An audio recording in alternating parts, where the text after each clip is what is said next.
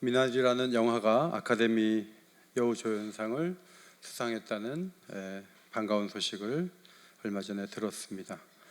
윌 패튼이라는 미국인이 한 사람 등장했는데 폴이라는 역할을 잘 맡아서 수행을 했습니다.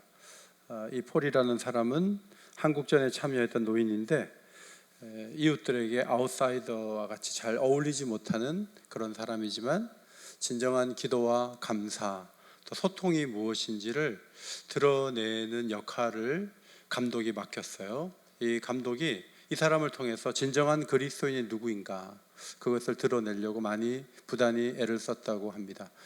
이번에 상을 받지는 못했지만 이 정이삭이라는 감독을 만난 많은 사람들이 굉장히 친절하고 관대하다, 그리고 탁월하다, 그런 평가를 내놓았는데 어떤 기사에 보니까 이 정이삭이라는 감독은 착하고 선하며 올바른 크리스찬 같은 분이다, 이런 이야기를 그대로 기사화한 것을 보면서 매우 흐뭇한 느낌이 들었습니다. 어제 어버이날이어서 오늘 효에 대한 말씀을 드리는 것도 좋겠지만 사도신경의 이 강해를 이어가면서 예수 그리스도의 재림을 기다리는 사람이 부모님께 뭘 잘하겠죠. 원래 잘해야 맞는 것이고, 오늘 이 말씀이 가정적으로 자신의 역할을 잘 수행하는데도 도움이 되는 그런 은혜의 말씀인 것을 기억하고 이 말씀에 주목해 주시기를 바랍니다. 1643년부터 약 6년 동안 영국 웨스트민스터에서 장로교회 지도자들의 회의가 연이어서 있었습니다. 우리는 무엇을 믿는가, 그것을 요약하기 위한 그런 학문적인 모임을 이어갔는데, 거기에서 우리 교역자들, 장년들을 위한 대요리 문답과 어린이와 새가족을 위한 소요리 문답이 만들어졌습니다. 대요리 문답은 196개인데 그 가운데 56번째 질문이 오늘 본문과 관련이 있는, 재림과 관련이 있는 말씀입니다. 세상을 심판하러 다시 오시면서 그리스도께서 어떻게 높아지실 것인가, 조금 축약해서 제가 정리했는데, 세상을 심판하러 다시 오시면서 그리스도께서 높아지심은 악인들에게 불의하게 재판을 받아 정죄되신 주께서 하나님의 나팔 소리와 함께 다시 오셔서 세상을 의로 심판하심에서일 것이다, 그렇게 정의했어요. 우리는 예수님 재림하시면 병 있는 사람은 병이 하나도 없다고 한다고, 약 안 먹어도 된다고, 그게 천국이라고. 슬픔이 가득한 사람은 세상은 늘 밝고 그 세계는 늘 환한 기쁨이 가득한 세계라고, 억울한 일을 당한 사람은 그런 일을 당할 일이 없다, 그것을 천국으로 여기면서 그날을 바라보는 반면 400년 전 신학자들과 목회자들은 예수님이 이 땅에 오셔서 너무 무시당하고 억울한 일을 당하시고 재판에 넘겨져서 십자가 언도를 받았던 그분이 이 땅에 오셔서 그분의 명예를 회복하고 그분이 재판장이 돼서 의로 재판해서 그분의 위상이 온 세계에 높아진다, 여기 예수님의 높아지심에 초점을 모았다는 점에서 탁월합니다. 그러나 대요리 문답을 볼 때 그럼 예수님의 재림을 어떻게 준비해야 되느냐, 그것에 대해서 구체적인 거론을 하지 않은 걸 봐요. 우리가 관심 있는 것은 예수님 재림 앞에서 우리가 어떻게 살아야 하느냐 하는 거죠. 어떻게 살아야 되느냐. 제가 본문을 찾느라고 참 많이 부단히 성경을 봤는데 놀랍게도 예수님께서 때와 시는 알 수가 없다고 하시면서 오늘 본문 말씀부터 5가지 비유의 말씀을 주시면서 이 비유를 기억하면서 사는 것이 예수 재림을 준비하는 사람의 태도일 것이다, 이것을 말씀해 주셨어요. 그래서 이 5가지 비유를 하나하나 잘 마음에 새기면서 그렇게 준비하면 되겠구나, 이 마음에 정리하시면 좋겠습니다. 첫째로 나오는 비유는 밤에 오는 도둑 비유입니다. 여러분, 도둑이 올 때 전화하고 오지 않죠. 매달려 온다고 분명하게 말을 하지 않습니다. 저희 교회도 세콤 장치를 가동하고 있는데 좀 매달 이렇게 나가는 그 비용을 보면 좀 아까운 생각이 들어요. 그래서 도둑이 오는 날짜만 좀 알 수 있다면 그 달에만 돈을 딱 지불하고 그리고 이 돈을 매달 지급하지 않아도 되지 않을까, 그런 생각을 하지만 알 수가 있어야죠. 그래서 계속 비용을 내는 거예요. 사택이 가까울 때 사택의 어려움은 교인들이 풀 빌리러 오고 가위 빌리러 오고 참외 사가지고 오고 이렇게 해서 소리 없이 전화도 하지 않고 갑자기 노크를 하는 성도들이 꽤 많아요. 우리 교회는 거의 그렇지 않지만 다른 교회를 보면 사택에 그냥 막 들어오거든요. 그런데 참외만 두고 가면 좋은데 이렇게 얘기하는 거죠. 집이 엉망이더라고. 그런데 집을 어떻게 매일 치우고 삽니까? 살다 애들이 어릴 경우에는 막 흐트러 놓고 살죠. 다 똑같은 거예요. 그런데 갑자기 와서 물건을 주고 갈 뿐만 아니라 그 집을 딱 진단을 해서 눈으로 사진을 찍은 다음에 그 사진을 돌리니까 이 사택에 사는 불편함이 이만저만이 아니에요. 그런데 사택에서 누가 와도 언제 와도 항상 사람들이 칭찬하게 만드는 방법이 있어요. 그것은 목사님과 사모님이 계속 치우는 거예요. 아이들도 계속 치워요. 누가 올지 모른다, 언제 올지 모른다, 밤에 오시기도 하고 새벽에 오시기도 한다 해가지고 계속 치우면 돼요. 여러분, 예수님이 오신 날도 마찬가지예요. 신앙생활 등한히 하다가 오시기 한 달 전쯤에 막 금식 기도도 하고 교회도 열심히 나오고 예배도 그때 와서 좀 드리고 기도도 그때 집중적으로 하고 성경도 막 10시간씩 읽고. 근데 그날을 모르니까 평상시에 잘하는 게 중요해요. 코로나 시대에도 주님이 안 오신다고 안 했잖아요. 오시면 어떻게 하려고 교회 생활을 단절하고 사는 분들이 계실까요? 하던 일들을 부단히 잘하는 것이 매우 중요해요. 그러면 도적같이 오면 우리가 어떻게 되느냐? 항상 정신을 차리고 깨어 있어야 하는데, 데살로니가전서 5장에 보면은 빛의 아들, 낮의 아들처럼 살아라, 그런 말씀이 있어요. 따라합시다. 빛의 아들, 낮의 아들. 네, 그렇게 살으라는 거예요. 그것이 어떻게 사는 것인가 하면 데살로니가전서 5장 8절에 이렇게 말씀해요. 우리가 낮에 속하였으니 정신을 차리고 믿음과 사랑의 흉배, 호심경을 붙이고 심장을 막아주죠. 구원의 소망의 투구를 쓰자. 이 믿음은 예수님이 오신다는 믿음이에요. 사랑은 우리만의 행동 방식, 하나님이 가르쳐준 우리만의 행동 방식을 꾸준히 실행하는 거예요. 그리고 세상에 아무리 요동쳐도 절대 소망을 꺾지 말고 구원받은 자로 환하게 살아야 돼요. 어둠이라고 한다면 불신, 미움, 절망, 이게 어둠이에요. 어떤 경우에도 이 세 가지를 꼭 붙들고 삶 속에 풀어가면서 사는 것이 중요하다. 이것이 첫 번째 비유의 교훈이에요. 두 번째는 무질서한 종들에 대한 비유입니다. 예수님 말씀하시기를 청지기를 세워서 어느 주인이 멀리 떠나갔을 경우에 신실하게 해야 될 일들을 하고 나누어 줄 거 나누어 주고 이러면 문제가 없지만, 만일 악한 종이 계속 안 오는데 언제 올지도 모르고 그냥 술 마시자, 술판 버리자. 제가 이 설교 준비하면서 기생충의 한 장면이 떠올랐어요. 기억나시죠?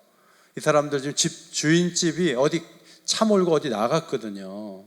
그래서 이제 하루 이틀은 안 온다는 거죠. 그래서 넷이서 위장 취업을 하고 술판을 버렸는데 갑자기 띵동 하는 거죠. 전화가 오고 찾아 들어오는 거예요. 그래서 이 사람들은 치우는데 사실은 성공했지만 언제 오실지 모르기 때문에 계속 깨어서 방심하지 않아야 된다. 생각하지 않은 날, 알지 못하는 시각에 주인이 와서 외식하던 종들에게 응분의 책임을 물으신다. 이것이 예수님 말씀입니다. 어느 회사 상무이사가 타지에 출장을 마치고 돌아오는 길에 자기 회사차가 거래처도 없는 그곳에 있는 것을 봤어요. 그래서 차 번호를 적었어요. 돌아와서 다음 날 그 트럭을 운전하는 사람을 불렀어요. 아니, 그 차가 거래처도 없는 거기에, 그 먼 곳에 왜 있느냐 물었어요. 그랬더니 이분이 솔직하게 말을 했어요. 사실은 이 회사만 다닌 게 아니고 다른 회사도 영업을 하고 있었다는 거예요. 그 일 때문에 먼 데까지 갔다는 거예요. 그럼 어떻게 해야 되죠? 그날로 해고가 되는 거죠. 하나님이 우리에게 맡겨주신 일이 있어요. 그거를 집중하지 않고 다른 데 바빠요. 다른 일은 다 하는데 교회 일은 인색하고 하나님 나라의 일에 대해서는 땀 흘리지 않고 뒷짐지고 남의 일처럼 교역자들이 하겠지 뭐 하고 교인들이 부지런한 교인들이 하겠지 뭐 하고 뒷짐을 지고 있다가 예수님이 오면 어떻게 할 거냐라고 오늘 이 비유는 도전하지요. 책망받지 않도록, 외식하는 자로 진단되지 않도록, 갑자기 오셔서 평가해도 좋은 점수를 주고 상급을 주시도록, 칭찬하시도록 그렇게 살라. 이것이 두 번째 비유의 교훈이에요. 세 번째 비유는 오늘 25장 전체인데요, 25장 1절로 13절인데 열처녀 비유죠. 결혼식 풍속을 배경으로 한 것인데, 유대 결혼식이 우리와 크게 다른 점은 두 가지예요. 하나는 밤에 거행된다는 거예요. 예식이 밤에 거행된다. 두 번째는 잠깐 한두 시간이 아니고 한 주 내시 2주 동안 계속 결혼식을 해요. 만찬이 연회가 열리는 거죠. 그래서 신혼부부가 어디 멀리 가지 않아요. 신혼여행 떠나지 않아요. 그 자리에 있으면서 하객들을 불러다 먹이고 즐거워하고 축제를 오랜 시간 동안 갖는다는 것이 우리와의 차이점이에요. 보통은 신부 집에서 결혼식을 거행하는데 경우에 따라 신랑 집에서 거행하기도 해요. 이 비유는 신부 집에서 거행한 것으로 보여요. 신부가 결혼식을 준비를 하면서 음식 준비를 위해서 많은 사람들이 필요해요. 그런데 열처녀가 딱 준비가 되어 있는 거예요. 이들은 무슨 일을 하는가 하면, 사람들이 급하면 거기 처녀들 이리 와서 여기 좀 전 좀 붙이는데 도와줘, 이런 일에 뛰어가기도 하고 일들을 메꾸고 뭔가 도움을 주는 역할도 하지만, 이 열처녀의 중요한 임무는 뭐냐 하면, 신랑과 그 신랑 일행이 온다는 얘기가 들리면 집 밖으로 나가서 등불을 들고 그들을 맞이해서 신부에게로 인도해 주는 것이 이 열처녀의 주요 임무예요. 그런데 오늘 이 비유의 차이점, 앞에 있는 그 종들은 늦게 오니까 안 온다고 생각했는데, 이 신부, 이 열처녀는 조금 일찍 올까 생각하고 있다가 안 오다가 다 잠을 잤다는 특징이 있어요. 그러니까 생각보다 더 많이 연기되어서 지쳐 있는 거죠. 사실 초대교회 때로부터 예수님 오실 걸 계속 긴장하고 기다렸거든요. 그런데 2000년이 지난 지금까지 안 오잖아요. 그러니까 이 상황에서 미련한 다섯 처녀처럼 해야 할 일을 하지 않은 채 왜 안 오지? 기다리기는 기다리지만 자기가 해야 될 일을 잊어버리고 그냥 답답한 모습으로 그냥 삶에 임하고 있는 그런 태도를 갖지는 않은가? 주님이 그것을 물으시는 거예요. 슬기로운 자도 잠이 오면 자야 돼요. 그런데 기름을 많이 준비해 놓는 거예요. 신랑이 온다는 소식이 들렸습니다. 그런데 기름이 꽤 많이 달아버리고, 미련한 처녀는 더 여분을 준비도 못하고 심지가 타게 생겼어요. 급해서 슬기로운 처녀 보고 우리 보고 좀 달라 그랬더니 그들이, 아니 주기에는 너무나 우리도 부족하다, 이것은 우리밖에 못 쓴다. 그러니까 급하니까 자기의 임무를 감당하기 위해서 기름 파는 자에게 가서 그 기름을 사가지고 돌아왔는데 이미 혼인 예식이 시작돼 버렸어요. 문을 두드리는데 문을 안 열어줘요. 저녁 한 끼 못 먹는 것이 아니고 일주일 내내, 2주일 내내 못 들어가는 거예요. 이 비유의 핵심은 등이 성령이다, 선행이다, 기름이 뭐다, 그런 뜻이 아니에요. 여기서 핵심은 뭐냐면 미리 준비하고 살아야 된다. 그것이 핵심이에요. 신자는 예수님이 다시 오시기 전에 준비해야 될 것들이 있어요. 세례를 받을 때 이미 주님과 연합했지만 요한계시록 19장에 보면 하늘에서 혼인잔치가 거행된다. 그때 세마포 옷을 입은 성도들이 옷을 준비하는데 그 옷은 옳은 행실이로다. 우리는 무조건 흰 옷은 정결하게 된 건 전부 예수님의 피로 된다, 우리는 할 게 아무것도 없다, 이렇게만 자꾸 배워요. 그런데 성경을 보면 미리 준비하고 옳은 행실을 가다듬고 예수님의 그 혼인잔치를 대비하는 그 노력, 이게 필요하다는 거예요. 미련한 처녀들은 슬기로운 처녀들에게 빌릴 수 없는 것들이 있었죠. 기름을 빌릴 수 없었어요. 그 기름은 무엇인가요? 여러분, 부인이 신앙이 너무 좋아요. 남편들이 그런 얘기해요. 부인 치마 잡고 천국 가지 않을까. 근데 그렇게 못해요. 거룩한 것을 빌려올 수 없어요. 구원의 확신을 빌려올 수 없어요. 성령 충만을 빌려올 수 없어요. 경건한 삶의 태도를 빌려올 수 없어요. 빌려줄 수도 없고 빌릴 수도 없어요. 이 모든 것들은 시간 속에서 만들어지는 열매들이에요. 너무 늦어도 안 돼요. 게을러서 직장을 퇴직하라고 하는 통보를 받고 나 이제 열심히 직장일 하겠어요 해가지고 기회가 올까요? 오늘 시험을 봐야 되는데 아침에 늦게 일어나서 지금부터 책을 본다 그래서 성적을 올릴 수 있을까요?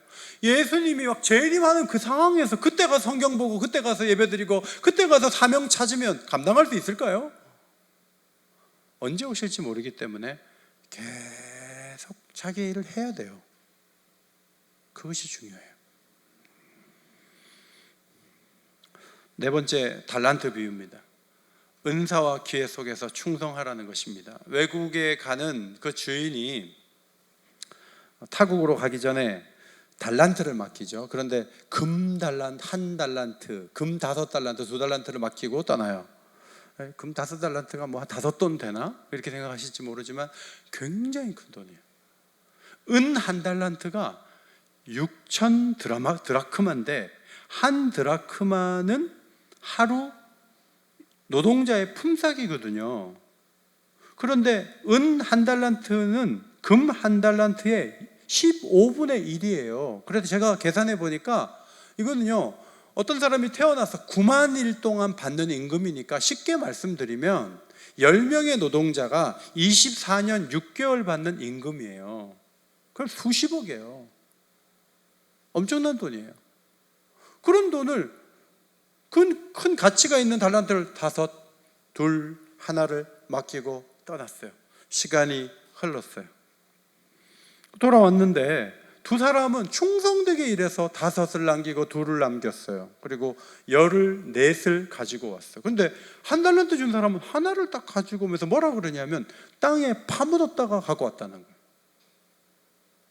우리로 말하면 수억을 하나도 사용하지 않고 묻었다가 왔다. 혹시 원금 손실 당하면 주인에게 화를 입을까 봐 원금 보존에 힘썼다, 그런 말이에요. 이것은 나쁜 의미에서 매우 서국적인 태도죠. 여러분, 신앙생활은요, 변화에 도전하고 위험을 감수하는 게 신앙생활이에요. 어느 정도의 그 위험을 감수하느냐 안 하느냐가 이 코로나 시대에 분명하게 드러나고 있지만, 저도 어디 갔는데 거기서 문자 왔어요. 코로나 검사 받으라고. 지난 주간에 코로나 검사 받았어요. 음성 나왔어요. 이거 나 걸리면 어떡하지? 걱정하면서 살아요. 마찬가지예요. 그러나 위험을 감수하지 않고 무엇을 하겠어요? 너무 서국적이고 위험하다 그러면 절대로 안 한다. 나는 그냥 있는 그대로 사는 그리스도인이다. 이렇게 살아가다가 예수님이 오시면 그는 책망을 받고 벌을 받을 거예요. 그것을 달란트 비유는 가르쳐 줍니다. 오늘 이 말씀을 보면서 천국 바깥 어두운 곳에 갇힌다. 여러분, 이게 얼마나 충격적인 책망입니까? 모험과 변화를 감수하는 의지를 내려놓는 순간 누구든지 그분의 책망을 들을 수 있다, 그런 말씀이에요. 충성됩니까? 칭찬과 상급을 받을 것입니다. 매사에 서국적입니까? 책망과 벌을 받을 것입니다. 여러분 가운데는 목사님, 회사도 평가하고 경쟁하고 교회는 난 조용하기를 바라요. 교회에 무슨 평가하고 그런 거 안 하면 좋겠어요. 그 말씀이 한편으로는 맞지만 한편으로는 틀렸어요. 전에 지금은 이제 담임 목회 나가신 목사님이 교육위원장이셨어요. 그 옛날에는 부목사님이 교육위원장이셨는데, 그래서 주일날 교사들이 얼마나 오는가 이렇게 출석부를 체크를 했더니 어떤 교사가 와가지고 막 목사님께 항의하면서 사람을 체크하냐고, 교회도 체크하냐고 하면서 막 눈을 크게 뜨고 막 항의했던 그런 장면이 기억이 나요. 그 교사가 한편으로 왜 그랬는지 이해는 되지만 교회는 절대로 평가해서는 안 된다는 생각은 비성경적인 생각이에요. 여러분, 마태복음 20장 말씀도 예수님이 주신 말씀인데 그 20장 1절로 16절에 보면은 포도원 주인의 입장에서 아침 일찍 들어온 품꾼도 한 데나리온을 주고 오후 5시에 온 사람도 1시간 일하고 한 데나리온 똑같이 대우를 받아요. 그래서 아침 일찍 온 사람들이 막 항의하잖아요. 아니, 우리는 일찍 왔는데 왜 조금밖에 안 주냐고. 그랬더니 내 거 가지고 내가 약속대로 주는데 왜 말이 많으냐, 이런 얘기하면서 포도원 주인의 입장에서는 긍휼을 베푸는 관점에서 하나님이 일하신다는 거예요. 이게 복음이라는 거예요. 그런데 오늘 이 달란트 비유는 정반대 상황을 말씀하고 있어요. 이 말씀은 기회를 받은 종의 입장에서는 최선을 다해서 남길 의무가 있다는 거예요. 성도들이 이것을 혼동해요.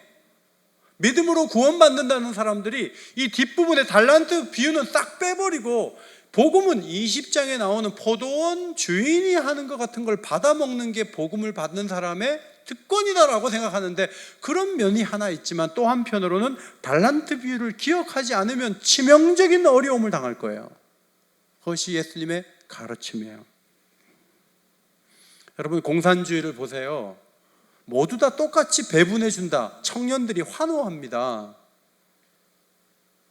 자, 우리나라도 똑같이 다 해줘 보세요. 누가 일합니까? 아무도 일 안 해요. 사람의 본능은 일하기 싫은 거잖아요. 하나님이 지혜로운 분이신데, 야, 천국에 와 상급 같은 거 없다. 똑같이 내가 다 대우해 줄 테니까 어떻게 살아도 예수만 믿고 구원만 받아라. 하나님이 그렇게 말씀하실 정도로 바보예요? 하나님 바보 아니에요. 하나님은 상급을 준비하고 계세요. 치열하게 최선을 다해 살아온 사람들이 교회 앞에서 칭찬받고 인정받는 것은 없다 해도 마지막 날에 주님이 다시 오실 때 반드시 상을 받게 될 것이고 칭찬을 받는다. 이 부분을 무너뜨리면 열심히 일하는 사람이 다 바보 되는 거예요. 성경은 절대 그렇게 가르치지 않아요. 바울은 그 본질을 잘 알고 있었고 이렇게 도전을 해 주었어요. 두 성경 구절을 봅니다. 먼저 빌립보서 3장 14절이에요. 자, 남성분들이 읽겠습니다. 3장 14절. 제가 일부 예배 때 하니까 남자들 잘 안 읽어요. 막 게을러요. 그리고 막 비협조적이고, 여성들은 막 열심히 크게 읽어요. 그래갖고 제가 상은 여성들에게 있을 거라 그랬는데 2부 때는 어떻게 하실지 모르겠어요. 자, 남성분들 빌립보 3장 14절 시작. 그래서 예수 안에서 하나님이 위에서 부르신 부름의 상을 위하여 달려가노라. 여성분들 고린도전서 9장 24절 시작. 그래서 다름질하는 자들이 다 달릴지라도 오직 상을 받는 사람은 한 사람인 줄을 너희가 알지 못하느냐. 너희도 상을 받도록 이와 같이 다름질하라. 얼마 전에 손흥민 선수가 결승전인데 졌어요. 1대0으로 졌다고요. 펑펑 우는 거예요. 1등을 하고 싶어서. 세상의 트로피를 받기 위해서도 울 정도로 막 그 조바심을 가지고 최선을 다해 뛰잖아요. 하나님도 우리가 상을 바라보고 최선을 다하기를 원하세요. 믿으십니까? 믿고 달려가야 돼요.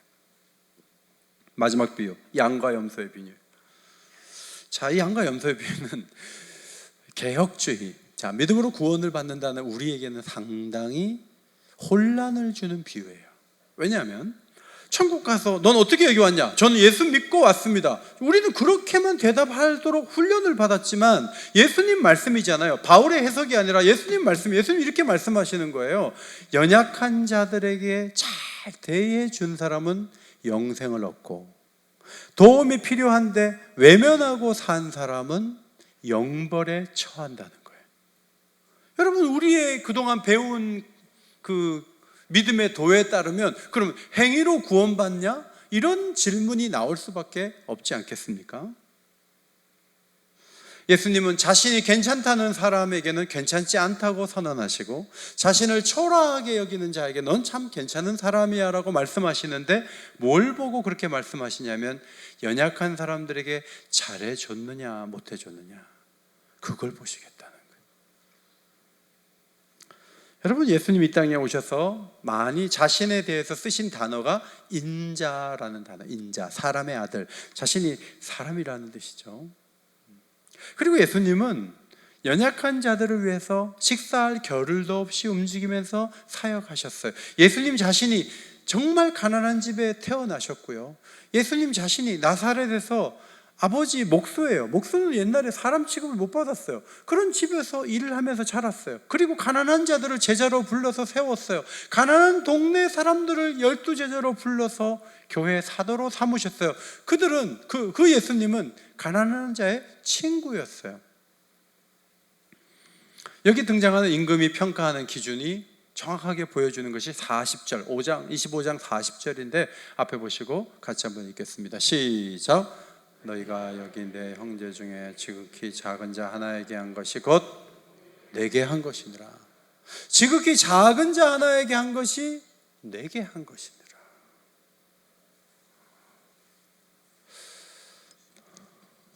교회 사무직원이 오래 근무하기가 어려운 이유는 그렇지 않을 것 같은 분으로 생각했는데 교회 사무실에 와가지고 하대하는 태도를 보면서 신앙적 상처를 입고 교회 일을 길게 하지 못하는 사례가 빈번해요.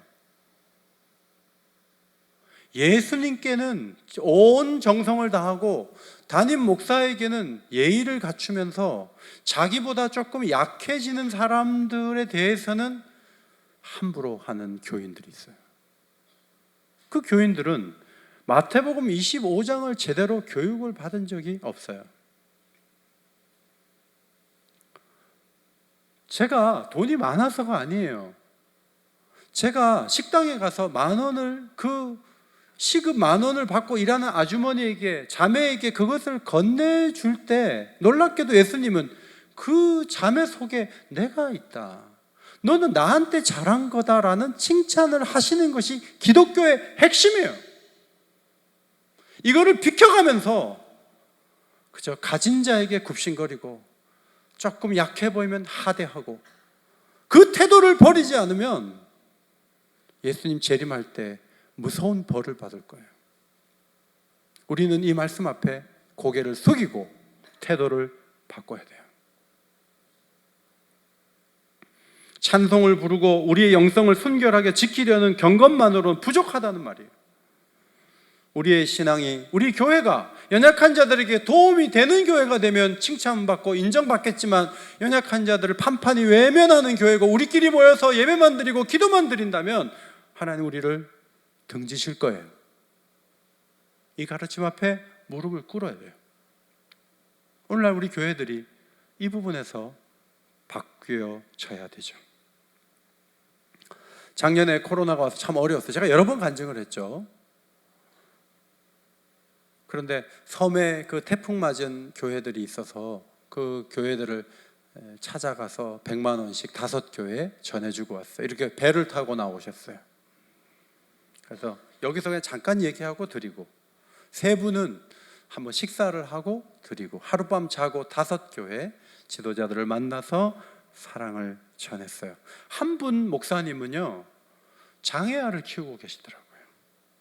그런데 우리가 밥을 먹을 때 걔를 데리고 나왔는데, 나는 나왔는지 몰랐죠. 나중에 사모님이 안 계셔. 사모님 어디 계시니까 차 안에 계시다는 거예요. 인사를 하려고 갔더니 거기 장애아가 큰 아이가 있는데 전혀 인사를 못하는 그런 아이가 하나 있더라고요.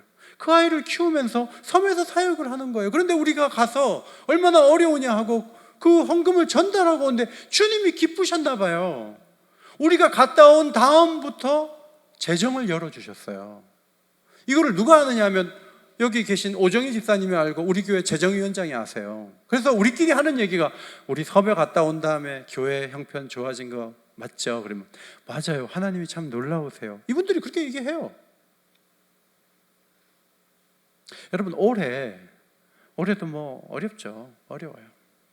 그래도 여러분이 헌금하고 해서 희망박스 140 상자를 받아가지고 나누는 중에 우리 교회 4년 이상 안 나오신 분이 헌금을 거액을 보내와서 오늘 헌금 액수가 그렇게 많은 거예요. 지난 주일에는 어린아이까지 6명이 등록을 했어요. 우리가 하나님 원하시는 일을 찾아서 감당하는 그 순간에 하나님이 무엇을 반응하시냐면 내가 그 일을 기뻐한다는 걸 우리에게 보여주시는 작은 은혜가 아닐까요? 그렇다면 주님이 다시 오시는 날 우리가 연약한 자들에게 잘해준 그것들을 하나님이 기억하시고 우리에게 주실 상급이 얼마나 큰가를 기대하며 사는 것이 성도의 삶이다 하는 거예요. 그리스도의 재림을 철야기도 함으로만 준비하는 게 아니에요. 오늘 이 5가지 비유는 여러 가지 형태의 강조점을 가지고 있어요. 그것을 꼭 기억하세요. 첫 번째로 깨어 있어야 된다 하는 거예요. 잠을 자지 말라는 게 아니고 기대감을 가지고 항상 긴장을 풀지 않아야죠. 사택에 언제 교인이 올지 모르기 때문에 열심히 집을 치우는 저희 안사람처럼 늘 주님이 언제 오실지 모른다. 항상 잘해야 된다. 성경 읽기, 기도 생활, 예배, 헌신, 드림, 선교, 이 모든 것 꾸준히 하다 보면 하나님이 함께 하신다.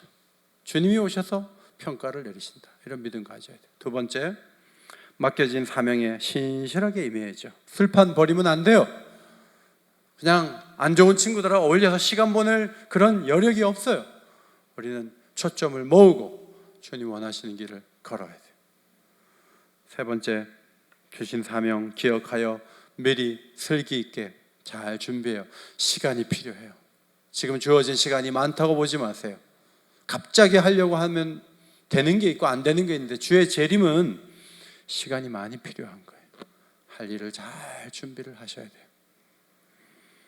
네 번째, 주어진 기회 속에서 힘을 다해서 충성해야 돼요. 달란트 비유를 기억하세요. 많은 것을 맡겨주셨어요. 맡겨주실 때 잘해야죠. 유익하게 만들어야죠. 좋은 열매를 맺어야죠.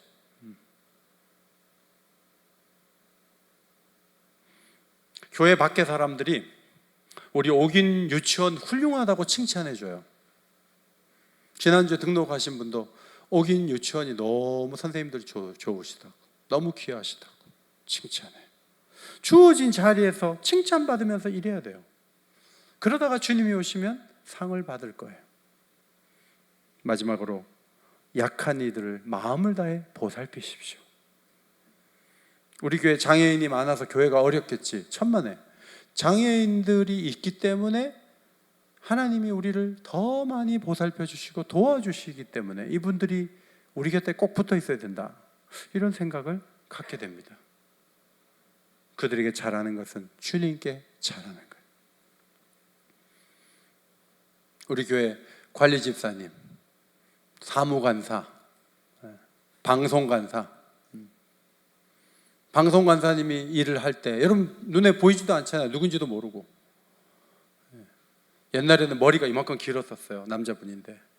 근데 이게 탁 머리카락을 어디 가다 기부하고 지금은 더 멋있어지셨는데 뭐 글자 틀리면 그걸 가지고 막 항의는 해도 한 번이라도 방송관사가 고맙다는 그런 느낌을 가질 수 있도록 도움을 준 적은 한 번도 없고, 그렇게 자리매김하는 것은 하나님이 원하시는 모습이 아니죠. 연약한 이들을 잘 보살피면서 주의 재림을 더 잘 준비하는 깨어있는 성도들이 다 되시기를 예수의 이름으로 축원합니다. 거룩하신 하나님, 주님 재림 앞에 무엇을 해야 될지 가르쳐 주셔서 감사합니다.